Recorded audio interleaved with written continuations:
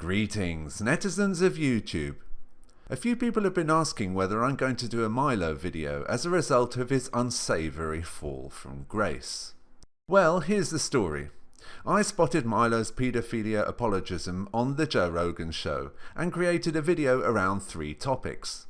The first one was to expose Milo's false narrative that it was the left that was normalising paedophilia, showing that right libertarians have a history of doing this.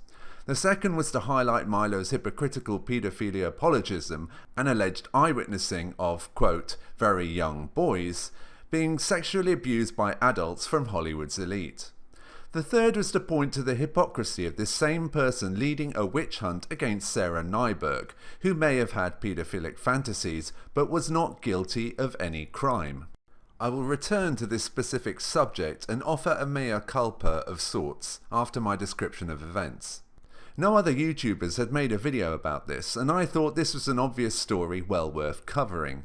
Having spoken about the issues related to paedophilia before, and having gone to a school not dissimilar to Milo's, this is a topic I care about beyond political point scoring. Kevin Logan was, I think, impressed with the video and asked if he could take pieces from it to create his own video, which would focus on the paedophile protector angle. I immediately agreed. Kevin has a better reach, would run with this one, and genuinely cares about the issue. With hindsight, it was the right thing to do, to run with the story from a single angle. In the meantime, Kevin made more videos on the topic. Some months later, to my welcome surprise, Kevin's video was being shown to Milo on the Drunken Peasants podcast. As I watched, I was astonished at what Milo was saying. He had gone from paedophilia apologism to paedophilia advocacy, with his comments on 13-year-old boys with 28-year-old adults. So after being accused of victim blaming by Was Lee, I used the opportunity to show part of the DPP video to back up my assertion that Milo condoned adults having sex with children. Indeed, in his response to mine and Kevin Logan's video on TFF, he claimed that boys are somehow better equipped to be abused at a younger age than girls. But we're talking about 1325, 1328. These things do happen perfectly consensually. Often, by the way, it's the women who suffer in these, because it's not what normally happens in schools. Very often, is it's an older woman with a younger boy, and the boy is the predator in that situation. The women fall in love with these nubile young men. They end up having their lives destroyed. They end up having to move schools, move the country. A bizarre position from a man who draws support from a community that constantly complains that women are sexually abusing boys, but get away with lighter sentences. Again, I'm not aware that anyone else on YouTube covered this before I did. Fast forward to February 2017, a couple of weeks ago, and the mainstream media finally picked up on the story, and the rest is history.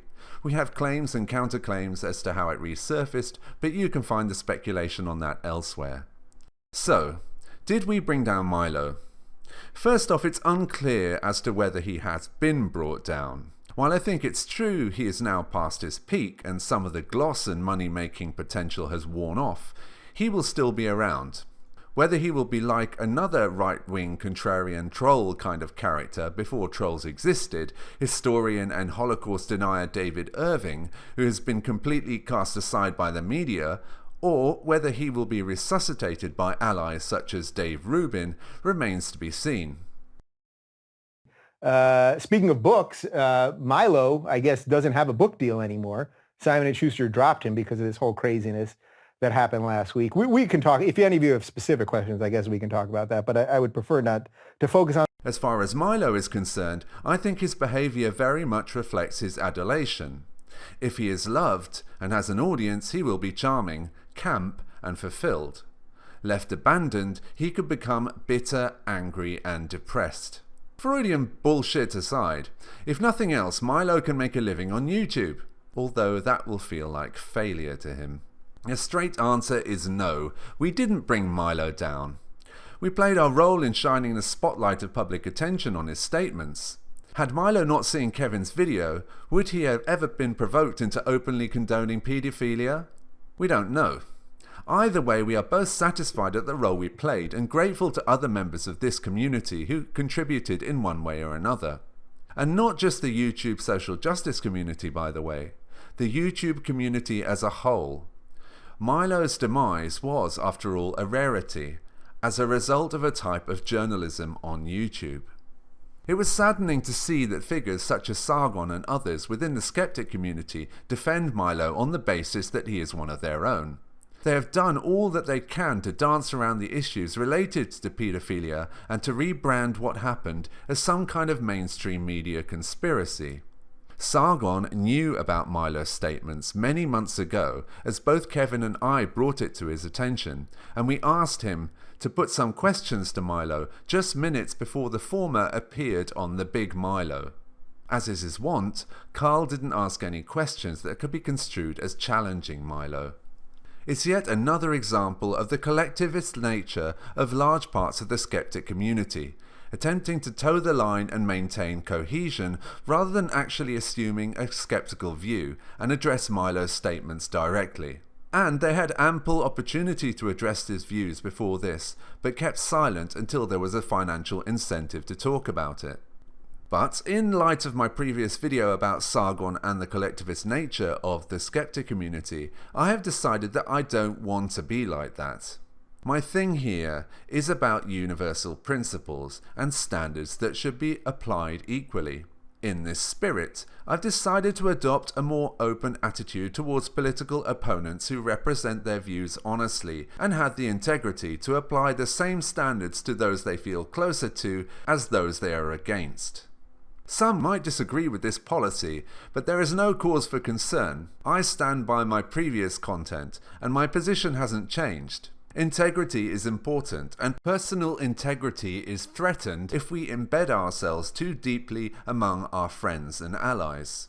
And if you can't represent your views honestly to your friends and allies, then what is the point of being here? At this point, I'd like to issue that my bad. After some thought, I've decided that in my original video, my description of the accusations against Sarah Nyberg were underplayed. As well as being accused of taking and sharing lewd pictures of her 8-year-old cousin, she was alleged to have been in possession of images of barely clothed children. If any of those allegations were true, they are of course to be condemned. But the fact remains that Nyberg was never charged with any crime. And none of this detracts from the hypocrisy of Milo leading an online crusade against an alleged paedophile whilst turning a blind eye to real-life paedophilia that he himself witnessed. And then for him to top this all by advocating for paedophilia between children and adults. This hypocrisy, although a minor point now, has been forgotten by those condemning Milo. Further, although we are all aware of police failure, I do not support witch hunts or mob justice, whether that's in real life or by Twitter. That is a job for law enforcement. It's not an accident that I haven't referred to Milo as a paedophile, or have said he should be strung up for doing something morally repugnant. As for my newish approach, what this means in practice is that I will try to give kudos to those I disagree with strongly when they get it right. Or if, for example, they have the courage to stand up for something unpopular on this platform. A specific example might be Thunderfoot's recent video about Milo, which I recommended on Twitter. I don't think much of him from some of his previous actions and statements, but at least he has the gumption not to remain silent or to pander to populism on the issue, or to speak out on Brexit. Upon both occasions, he lost thousands of subs. Kraut and T is another individual whose other views I've disagreed with, but did an excellent video about Milo that I highly recommend, that includes a segment showing the opinion of a YouTuber by the name of Furious Fosa, who was subjected to abuse as a child. I will include links to both vids in the low bar. I will also try to be more vocal in expressing my opinions when I disagree with those that hold views similar to my own. If you agree with me, and particularly if you are a content creator, I advise you to do the same. Being true to oneself and maintaining integrity is a reward unto itself. Friend or foe, if you disagree with me, let me have it in the comments section. No offense will be taken. Oh yeah, there is one other thing. The video on Candid will be coming up, but there might be another video before then. We'll see.